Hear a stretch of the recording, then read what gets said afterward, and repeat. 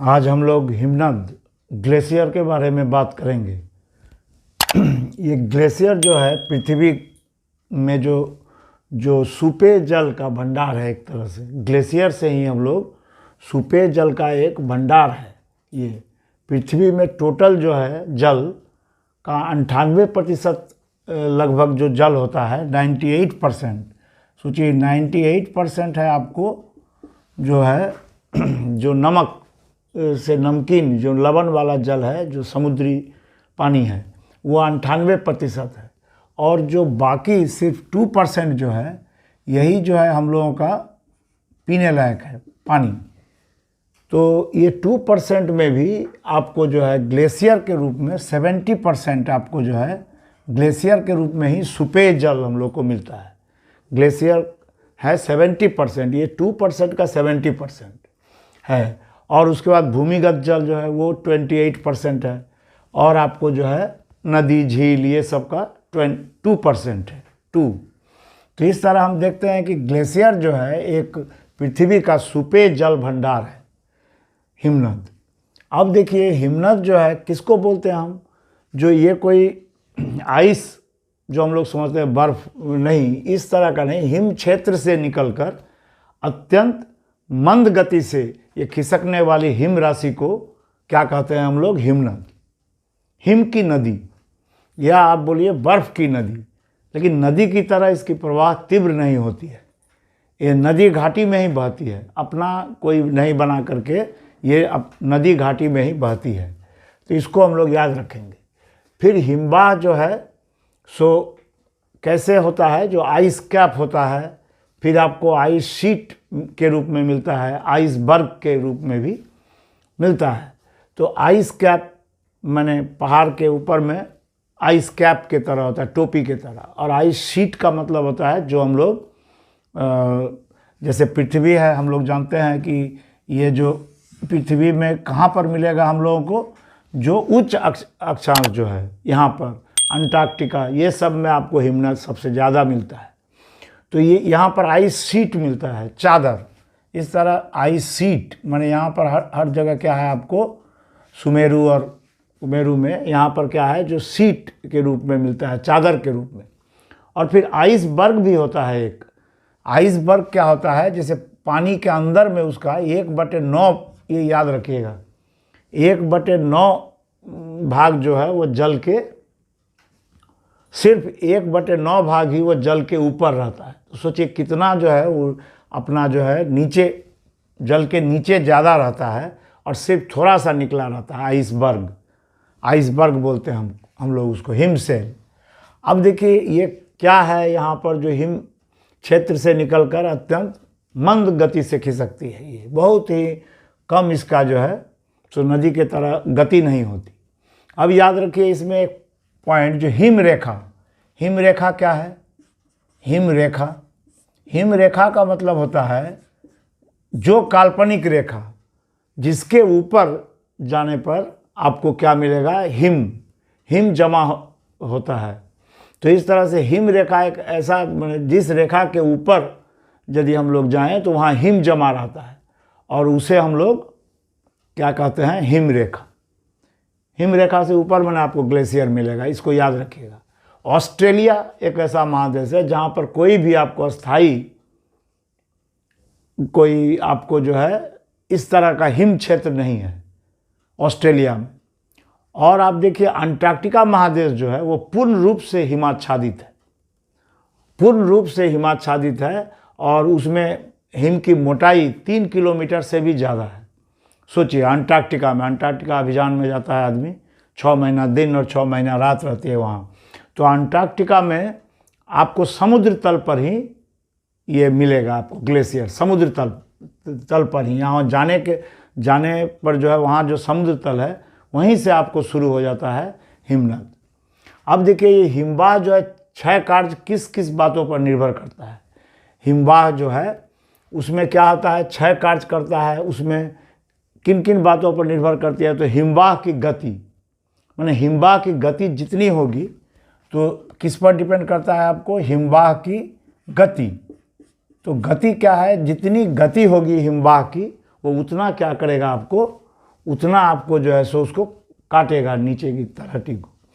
तो जितना हिम की गति तो उतना क्षय कार्य जो है आपको ज़्यादा होगा, गति पर डिपेंड करता है।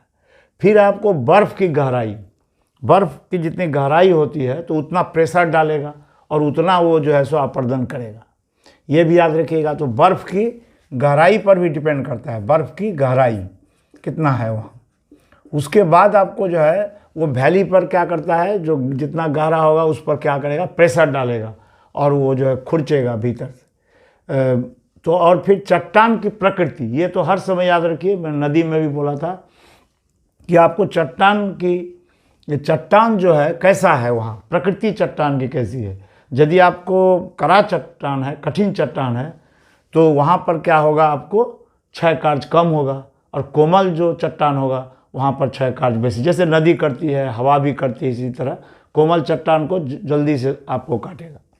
तो ये जो है याद रखिएगा, जितना मैंने आपको चट्टान की प्रकृति, यदि कठिन कम है तो वहाँ पर क्या होगा, आपको ज़्यादा जो है आपको काटेगा कोमल चट्टान, और कठिन चट्टान को उतना नहीं काट पाएगा। और फिर होता है स्थायित्व, जितना स्थायी रहता है हिमनद, वो ज़्यादा दिन तक जितना स्थायित्व रहा उतना ज़्यादा वो जो है सो क्या करेगा, आपको ज़्यादा आपको क्षय करेगा। ये भी याद रखिए, जितना स्थायित्व होगा उतना। अब देखिए हिमनद की गति जो है मंद ढाल से प्रतिदिन सिर्फ आपको 15 सेंटीमीटर कोई जाती है, कोई आपको जहाँ तीव्र ढाल है, ढाल यदि इस तरह तीव्र हो तब तो उसका स्पीड ज़्यादा हो जाता है हिमवाह का, तब 3 से 6 मीटर भी हो जाता है। तो विश्व में सबसे तेज, आप याद रखिएगा इसको, सबसे तेज बहने वाली हिमनद कहाँ का है, ग्रीनलैंड का जेकोस सावन, ये जो हिमनद है ये ग्रीनलैंड का हिमनद है। इसकी गति सबसे ज़्यादा है, लगभग 46 मीटर प्रतिदिन। तो ये जो है, और सबसे धीरे धीरे कौन चलेगी, सबसे धीरे धीरे जो हिमवाह की गति है वो अंटार्कटिका का मेसार्ड, उसकी गति है 3-4 मीटर, वो साल भर में खिसकती है। तो सोचिए क्यों, कि वो जो है सो बहुत दूर तक फैला रहता है। आप जहाँ भी जाइएगा अंटार्कटिका में तो आपको इसी तरह बर्फ़ का चादर बिछा हुआ मिलेगा। कहने का मतलब वहाँ हिमनद ही हिमनद है, इसलिए वो जो है सबसे जो है आपको कम खिसकता है। सबसे कम जो है मंथर गति का जो हिमवाह है वह कहाँ मिलता है, अंटार्कटिका के मेसार्ड, याद रखिएगा। अब जो है ध्रुव पर, हम बोले आपको जो ये जो ध्रुव है, ध्रुव पर आपको जो है समुद्र तल पर ही मिल जाता है आपको ग्लेशियर, समुद्र तल पर, ये याद रखिएगा, ध्रुवों पर। लेकिन विषुवत रेखा में, जो विषुवत रेखा है, जो आपको विषुवत रेखा से 5500 लगभग आपको है, 5500 से लेकर के 6000 मीटर पर आपको जो है ये मिलेगा आपको जो है हिमवाह।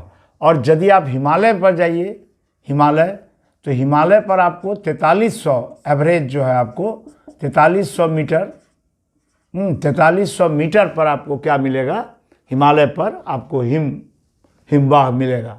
तो इसे ऋतु के अनुसार भी इसका हाइट बदलते रहता है। जैसे आप गर्मी में जाइएगा तो नीचे तो पिघला हुआ रहेगा, तो गर्मी में उसकी ऊंचाई क्या होगी आपको, वो तो नीचे पिघल जाता है, इसलिए थोड़ा और ज़्यादा आपको होगा। और हाइट शीत में जो है सो कम ऊंचाई पर ही मिल जाता है शीत ऋतु में, क्या वो नीचे तक आपको जो बर्फ़ ही जमा रहेगा शीत ऋतु में, इसलिए कम ऊंचाई हो जाता है उस समय। तो ये याद रखिएगा, शीत ऋतु में कम ऊंचाई पर ही आपको मिलेगा, लेकिन आपको बर्फ़ ऊंचाई पर मिलेगा कब, आपको समर में। तो ये थोड़ा वैरी करेगा इस तरह से। हिमालय तो अपने ऊंचा है, इसीलिए वहाँ 4300 मीटर एवरेज जाने पर आपको हिमवाह मिलता है, और विषुवत रेखा से आपको 5500 से 6000 मीटर। अब देखिए ये जो मंतर गति से ये जो ढाल पर बहती है, ये किसके कारण से, याद रखिएगा, गुरुत्वाकर्षण जी। तो गुरुत्वाकर्षण से नीचे ढाल की ओर मंद गति से खिसकती है ये, तो ये याद रखिएगा। और ये जो है विश्व का सबसे लंबा हिमनद कौन है, अंटार्कटिका का लैम्बर्ट। अंटार्कटिका का लैम्बर्ट जो हिमनद है वो 700 किलोमीटर लंबा है, वो सबसे विश्व का सबसे लंबा जो है आपको हिमनद है। अब देखिए ये हिमनद का टाइप क्या होता है, कितने तरीके का होता है। तो एक होता है आपको कॉन्टिनेंटल, जिसको बोलते हैं हम लोग महाद्वीपीय हिमनद। तो महाद्वीपीय हिमनद क्या है, ये ध्रुव के समीप है, ये ध्रुव के समीप, देखिए ध्रुव के समीप जो होता है समतल प्रदेश में, वहीं से मिलना शुरू हो जाता है, विस्तृत क्षेत्र में होता है, बर्फ़ की चादर के रूप में अत्यंत धीमी गति से यहाँ पर बहती है। तो इसको हम लोग कौन सा बोलते हैं, महाद्वीपीय हिमनद या कॉन्टिनेंटल। इसमें 85% इस तरह का हिमनद आपको कहाँ मिलेगा, अंटार्कटिका में, और 11% आपको ग्रीनलैंड में, और 4% आइसलैंड में। यह आयतन में सबसे विशाल होता है आपको, और मध्य भाग में डीप होता है इसका, और कछुए की तरह देखने में होता है। तो ये हो गया आपको कॉन्टिनेंटल, जिसको हम लोग बोलते हैं महाद्वीप। उसके बाद एक होता है माउंटेन ग्लेशियर या पर्वतीय या घाटी हिमनद बोलते हैं। वो क्या है, ऊंचे पर्वत की घाटी होकर बहती है, वो ऊंचे पर्वत की घाटी होकर, जैसे हिमालय में, हाँ, तो हिमालय की घाटी होकर बहती है। जैसे इसको अल्पाइन हिमनद भी बोलते हैं। तो हिमालय, रॉकी, एंडीज, उसके बाद आपको आल्प्स, ये सब पर्वत में ये दिखाई पड़ते हैं। ऊपर में टोपी की तरह ये जो है सो रहते हैं। तो और ये जो है गुरुत्वाकर्षण से ये खिसकता रहता है, गुरुत्वाकर्षण के कारण। आयतन भी इसका भी आपको विशाल होता है आयतन, लेकिन कॉन्टिनेंटल जितना विशाल नहीं, महाद्वीपीय जैसा, ये उससे थोड़ा कम होता है। और इसी में आपको जो है आयतन विशाल होता है। और बर्गश्रुंड और क्या होता है, क्रेवास, जिसको बोलते हैं हम लोग हिम की दरारें।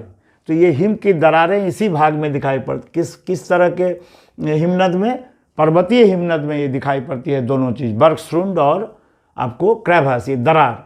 और हुबार्ट जो है, आप याद रखिएगा, पृथ्वी का बृहत्तम पर्वतीय जो है आपको क्या है, ये हिमनद, पृथ्वी का बृहत्तम पर्वतीय हिमनद क्या है, हुबार्ट। और भारत का ये सियाचिन ग्लेशियर, हम लोग जानते हैं भारत का सबसे बड़ा ग्लेशियर कौन है, सियाचिन। तो ये भी पर्वतीय हिमनद है, सियाचिन। और गंगोत्री, हम लोग जानते हैं गंगोत्री से ही गंगा निकलती है, वो भी एक हिमनद है। तो इस तरह से हम लोग देख रहे हैं पर्वतीय हिमनद हुआ। और तीसरे तरह का हिमनद का नाम है पिडमॉन्ट। पिडमॉन्ट का मतलब है पर्वत पदीय, माने पर्वत के पैर के पास, यानी पर्वत के पद के पास। जब क्या होता है, आपको पर्वतीय भाग से नीचे उतरकर पर्वत की तलहटी में पहुंच जाते हैं, पर्वत की तलहटी में एकदम नीचे पहुंच जाते हैं। उसमें वो जो दिखाई देता है, यहाँ कई हिमनद एक दूसरे से भी आकर मिलते हैं, लटकती घाटी का निर्माण होता है। एक हिमनद इधर से आया, इधर से, जैसे नदी मिलती है ना, सहायक नदी, उसी तरह यहाँ हिमनद भी मिलता है। तो दोनों, तो इस तरह हिमनद एक दूसरे से मिलते हैं। ये शीत प्रधान देश में होते हैं, जैसे आपको क्या है, और गर्म भाग में, गर्म क्षेत्र में तो होगा नहीं, क्या है कि वहाँ पर तो आपको बर्फ पिघलने लगेगा। इसीलिए अलास्का, ग्रीनलैंड, ये सब देश में आपको क्या पाया जाता है, पिडमॉन्ट ग्लेशियर। और इसमें याद रखिएगा एक पिडमॉन्ट ग्लेशियर का नाम, जिसका नाम है अलास्का का क्या है, मलास्पीना एक जो है आपको पिडमॉन्ट ग्लेशियर है। परीक्षा में को पूछा जाता है इसको। अब पर्वतारोहण में कठिनाई क्यों आती है, जो पर्वतारोहण में जो है क्यों कठिनाई आती है, एक जो पर्वत पर जाता है हिमालय पर, तो उसको इस तरह का दरार दिखाई पड़ता है। ये जो है दरार दो तरह का बनता है। ये देखिए, एक दरार यहाँ से यहाँ तक एकदम जो है, ये पहाड़ है और ये हिमनद है, यहाँ पर हिमनद है ये। तो ये इसका जो है यहाँ से, ये देखिए एकदम पहाड़ के यहाँ तक जो आती है ये दरार, इसको बोलते हैं बर्गश्रुंड। इसको हम लोग क्या बोलते हैं, बर्गश्रुंड। और यहाँ देखिए एक पैरेलल, ये सब हिमनद है और ये पहाड़ को इस तरह काटा है। तो इस तरह यहाँ पर जो ये पैरेलल इस तरह का जो होता है, इसको क्या बोलते हैं हम लोग, क्रेवास। इसको हम लोग क्या बोलते हैं, क्रेवास। तो हिम दरार बोलते हैं इसको। जो पर्वतारोहण जो करते हैं आदमी, वो देख नहीं पाते हैं, कारण कि इस पर हल्की मैंने जो चादर रहता है थी का बर्फ़ का, इसलिए वो दिखाई नहीं पड़ता है। गर्मी में जो है आपको ये दिखाई पड़ता है। तो इस तरह का आप ये देखिए, ये बर्गश्रुंड और क्रेवास। तो पर्वतारोहण में कठिनाई, ये क्यों दरार आता है आपको, इसको भी जानना जरूरी है। क्यों दरार आता है, तो हिमनद की घाटी का असमान होना। देखिए हिमनद की घाटी जो है क्या होता है, असमान होता है। तो हिमनद की घाटी की तली और चौड़ाई सर्वत्र समान नहीं होती, इसलिए क्या होता है, हिमनद की हिमराशि की तली और जो है पार्श्व से दबाव पड़ने के कारण क्या होता है, हिमनद की सतह जो होता है, हिमनद की सतह पर कम गहरी और संकरी दरारें पड़ती है, कम गहरी और संकरी दरारें। और ढाल से नीचे उतरता है। अब देखिए सेकंड कारण क्या है, जो क्यों दरार होता है, जो ढाल से ये नीचे जो उतरा, तो इस तरह अचानक उन्नतोदर ढाल से क्या क्या होता है, ये जो है नीचे उतरती है और हिमनद का ढाल अचानक क्या हो जाता है, आपको तीव्र हो जाता है। तो तीव्र होने पर वहाँ दरारें अधिक पड़ती है, तो तीव्र होने पर वहाँ पर दरारें अधिक पड़ती है, तो हिमपिंड भी खंड खंड बनकर टूट जाता है। इस तरह ये दरार पैदा होता है। अब देखिए ढाल से जो नीचे उतरता है वहाँ भी आपको जो है, ये देखिए एकदम यहाँ से लेकर के पहाड़ तक है, ये जो है इस तरह का जो है क्या है, ये दरार। और यहाँ पर ये दरार सब जो है पैरेलल होता है, ये इसमें ही पर्वतारोही सब फंस जाते हैं, नहीं मैंने देख सकते हैं उसको। तो हिमनद के विभिन्न भागों में गति में भिन्नता ये भी है, जो हिमनद के विभिन्न भाग जो होते हैं उसमें गति में भिन्नता होती है। जैसे हिमनद के मध्य भाग जो होता है वो पार्श्व की अपेक्षा अधिक गति रखती है, जिससे क्या होता है, हिमनद के आर पार और तट के समांतर जो है दरारें पड़ जाती है।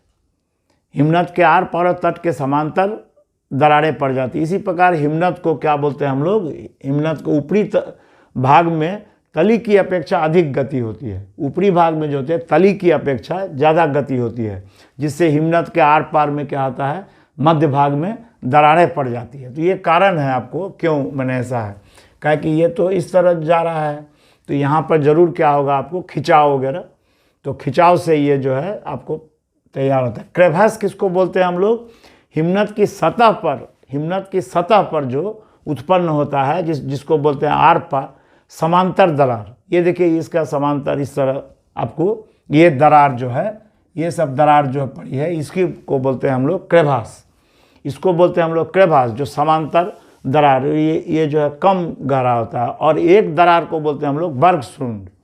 बर्गशृंड क्या होता है, ये दरार हिमवा की सतह से एकदम नीचे तलहटी तक, पहाड़ की तलहटी है, पहाड़ तक मैंने जो है सो नीचे तलहटी तक जाती है। तो ये गर्मी में दिखाई देता है इस तरह का, लेकिन इधर क्या होता है, पतला बर्फ से ढका रहता है। पतला बर्फ से ढक जाने के बाद ये पर्वतारोही उसको देख नहीं पाते। जब पर्वतारोही देख नहीं पाते तो उसमें यदि चले गए तो वो क्या कठिनाई में पड़ जाते हैं और उसी में धंस करके उनकी मृत्यु हो जाती है। इस तरह से हम लोग पर्वतारोहण में कठिनाई उत्पन्न करता है ये बर्गशृंड और क्रेवास। आप याद रखिएगा जी, ये जो है एकदम जो है सो यहाँ तक आ जाता है, पहाड़ की तलहटी तक। और ये क्रेवास आपको क्या होता है, ये पैरेलल इस तरह का जो है आपको दरार होता है। इस तरह से हम लोग जो है इसको समझे आज, जो हिमनद क्या है, हिमनद किस तरह मिलता है, आइसबर्ग के रूप में भी मिलता है, आइस शीट के रूप में मिलता है, आइस कैप के रूप में, पर्वत के ऊपर में। मान लीजिए कि ये पर्वत है तो इसके ऊपर में आपको जो है इस तरह इस तरह भी मिलती है आइस कैप। और आइस शीट का मतलब है जो पूरा एकदम जो है सो क्षेत्र में, जैसे आपको अंटार्कटिका में बोले आइस शीट मिलता है, बहुत किलोमीटर तक जो है फैला रहता है ये। और आइसबर्ग 1/9 भाग जो है वो जो होता है, आपको सिर्फ आपको 1/9 भाग ही आपको पानी के ऊपर रहता है, बाकी सारा भाग उसका नीचे रहता है। इसीलिए इसी से टाइटैनिक टकरा गया था, और आइसबर्ग से टकराने के बाद वो चूर चूर हो गया और जो है सो सारे आदमी मारे गए थे। हम लोग जानते हैं टाइटैनिक का ट्रेजेडी, उसको बोलते हैं हम लोग आइसबर्ग। तो इस तरह हिमनद जो है क्या होता है, आपको पृथ्वी के इसका प्रवाह जो है गति क्या होता है, मध्य में अधिक और किनारों पर कम होती है। और वर्तमान स्थल मंडल का 10% लगभग हिमाच्छादित है, 10% हिमाच्छादित ये जो है आपको है। तो इस तरह से हम लोग आज समझे जो हिमनद क्या है, और हिमनद कितने तरह के होते हैं। 3 तरह के होते हैं, कॉन्टिनेंटल, माउंटेन और पिडमॉन्ट। महाद्वीपीय हिमनद जो आपको अंटार्कटिका में मिलेगा आपको, और एकदम ठंड प्रदेश में। माउंटेन भी आपको, माउंटेन या पर्वतीय घाटी, वो भी आपको हिमनद जो है मिलेगी कहाँ पर, रॉकी एंडीज, हिमालय, आल्प्स, ये सब में। और पिडमॉन्ट को बोलते हैं पर्वत पदीय हिमनद, जो पर्वतीय भाग से उतर करके जो तलहटी में आते हैं, और अलास्का, ग्रीनलैंड, ये सब में आपको मिलते हैं। और